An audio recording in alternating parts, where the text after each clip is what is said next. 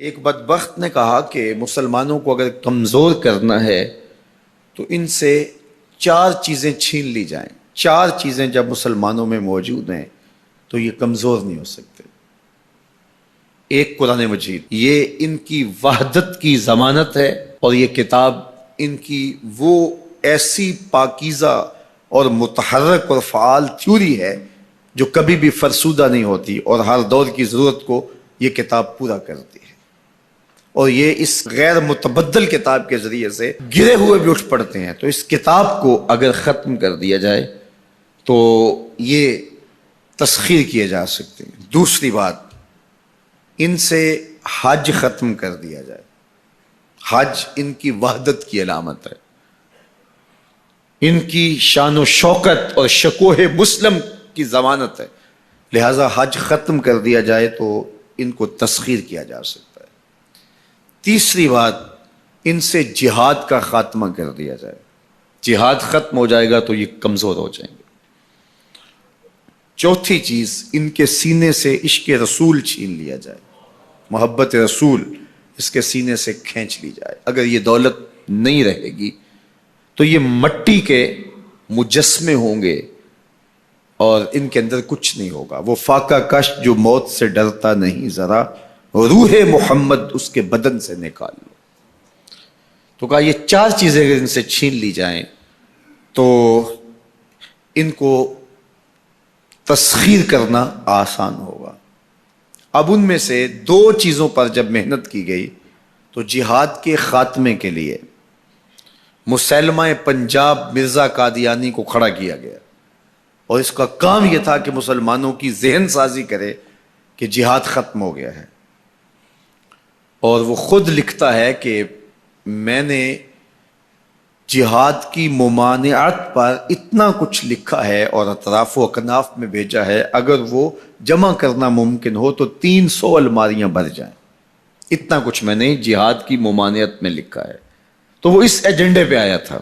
نادیدہ ہاتھ اس کو لے کر کے آئے تھے، اور وہ ایک شخص نہیں تھا، 3 شخص تھے جن کا انٹرویو کیا گیا. سب سے مناسب یہ لگا تو اس کو انہوں نے جو ہے وہ اس کام کے لیے متعین کیا، اور جتنی بھی اس کو مالی ضروریات تھی اور حکومت کی سپورٹ تھی وہ میسر تھی. اسی طرح بہاءاللہ کو حج کے ختم کرنے کے لیے وہاں ایران میں کھڑا کیا، اور اس نے جگہ جگہ کعبۃ اللہ کے ماڈل بنائے اور کہا اتنی دور سفر کر کے جاتے ہو، یہیں گھوم لیا کرو، تمہارا ذوق پورا ہو جائے کرے گا.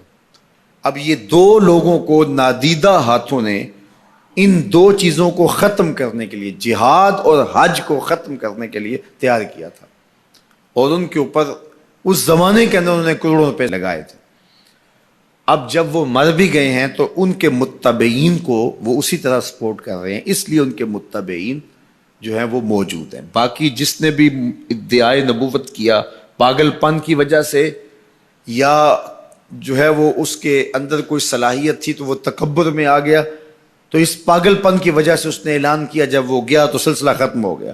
لیکن یہ جو 2 لوگ تھے ان کو باقاعدہ نادیدہ ہاتھوں نے کاشت کیا تھا اور پھر پانی دیا تھا، اور اب یہ کٹ گیا ہے تو نیچے سے ان کی پنیری کو وہ اب بھی جو ہے وہ پانی دے رہے ہیں اور گوڈی کر رہے ہیں، اور مسلمانوں کے اندر رخنہ اندازی کے لیے انہوں نے ہمیشہ ان کو فعال رکھا ہے اور ان کو ہمیشہ وسائل فراہم کر رہے ہیں.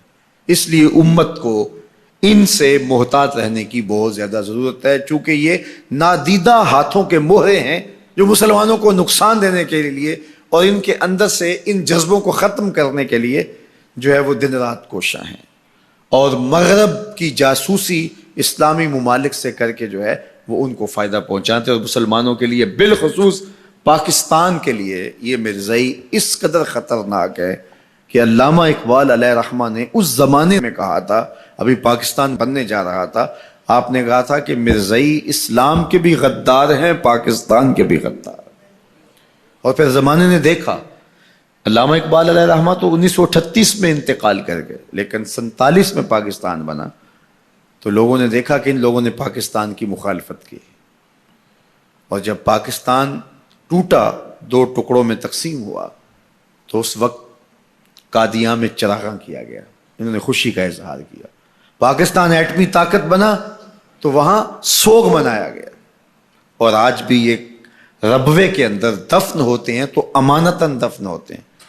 ان کا یہ مکروہ عقیدہ ہے کہ پاکستان ٹوٹ جائے گا اور ہمیں یہاں سے اٹھا کر کے ہماری گندی لاشوں کو وہاں ربوے سے قادیان کے اندر شفٹ کیا جائے گا. یہ پاکستان کی سالمیت پر ہمیشہ خطرہ ہے اور پاکستان کو ہمیشہ نقصان پہنچانے کے درپائے رہتے ہیں، اور ان کی ہمیشہ کوشش ہوتی ہے کہ اس وطن کے اندر امن، طمانینت اور سکون نصیب نہ ہو. مسٹر بھٹو نے کہا تھا کہ جو حیثیت امریکہ کے اندر یہودیوں کی ہے وہی حیثیت پاکستان کے اندر مرزائی حاصل کرنا چاہتے ہیں. حکومت بھلے کس کی بھی ہو، لیکن یہ پاکستان کے اہم مناصب پر فائز ہو کر کے جو ہے وہ پاکستان کو اپنے کنٹرول اور قابو میں لینا چاہتے ہیں. لیکن اللہ بھلا کرے ان لوگوں کا جنہوں نے دن رات کی کاوشوں سے، محنتوں سے آئین کے اندر ان کو غیر مسلم قرار دلوایا.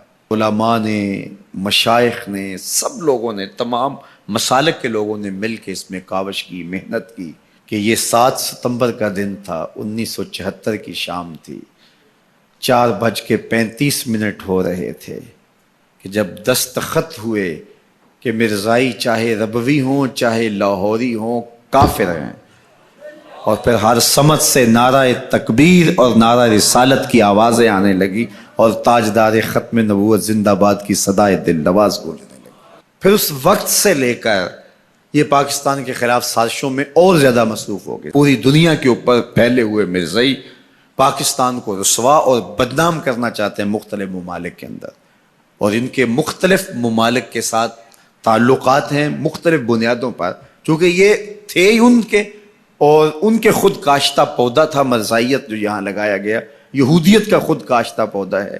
لیکن مرزائی یہ نہیں سمجھتے کہ پاکستان یوں ہی نہیں بنا، یہ کسی حادثے کا نتیجہ نہیں تھا، پاکستان محبوب کی نگاہوں کا نتیجہ تھا. اللہ کے خاص فضل سے یہ پاکستان مارز وجود میں آیا، اس لیے یہ مٹنے کے لیے بنا ہی نہیں تھا، قیامت تک قائم رہنے کے لیے بنا.